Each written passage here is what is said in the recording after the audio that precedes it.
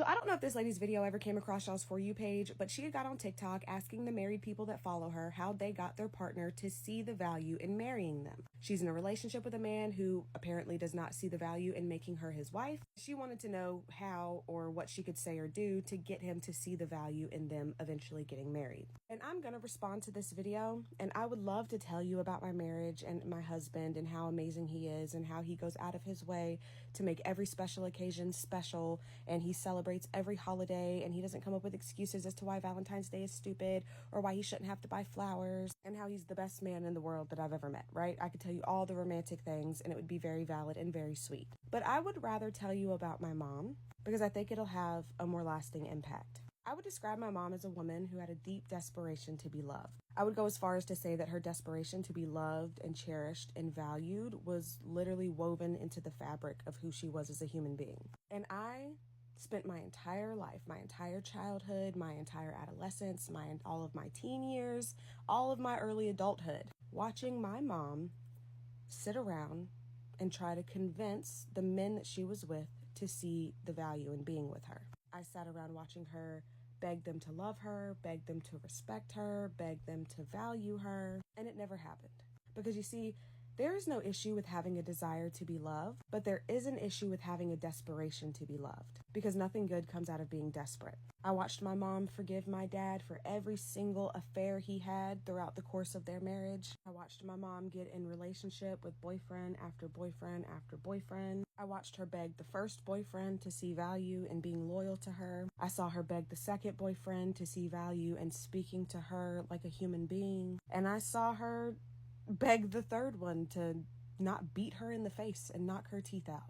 And I watched her forgive and forgive and forgive and stay and stay and stay. Because my mom always convinced herself that she had more time. So it didn't matter if she spent 15 years trying to convince my dad to love her. It didn't matter if she spent 5 years with this boyfriend or 7 years with this boyfriend trying to convince them to love her. Because she always had more time to get it right. And then all of a sudden, my mom woke up one day and was 49 years old, with fewer teeth in her mouth than she should have from having boyfriends knock them the fuck out, with headaches that are more severe than they used to be from having her head bashed into walls and her face punched, with relationships with her children that were less than what they should have been, less than what they could have been. Relationships with her children that were borderline destroyed by the men that she was desperate to be loved by, and she was dying. She was laying in a hospital bed in the midst of the COVID pandemic, unable to be visited by her family, with her life flashing before her eyes as she was being notified that she was going to have to be placed in a medically induced coma. And you see me, I've always been the hard ass. I'm the one who will say what nobody else will say. I'm the one who will tell the truth when everybody else is trying to tiptoe around the subject. And that always made my mom so mad. I always believed all my life that my mom thought that was the worst quality about me, was the fact I couldn't shut the fuck up. I'm gonna say how I feel, I'm gonna tell you what it is, whether you like it or not. I was never agreeable. I've never been passive. And it would cause such tension with my mom's boyfriends and me. And my mom so desperately wanted me to just keep the peace with them. Just let them do and say whatever, and you just put your head down and don't say anything. And me and my mom's boyfriends have fist fought because I'm not going. But I did. I always believed that was a characteristic of my personality that my mother hated, despised. But when my mom found herself dying in the hospital, I remember she texted me. It was right before she was going to be put into a coma. And she sent me a text message. And at that point, I was pregnant with my son and I had already had my daughter. And I remember she texted me. And she apologized for everything that had ever happened. And I'm sorry. And she told me how sorry she was. And she told me that no matter what happened, for me to make sure that I kept that fiery spirit about me. And she told me that no matter what happened, to make sure that I raised my kids, especially my daughter, to be that exact same way. For me not to sit around and wait on nobody. For me not to sit around and beg nobody. And it was in that moment that I realized that my mom was laying in the hospital all by herself, regretting her life, regretting the decisions that she made.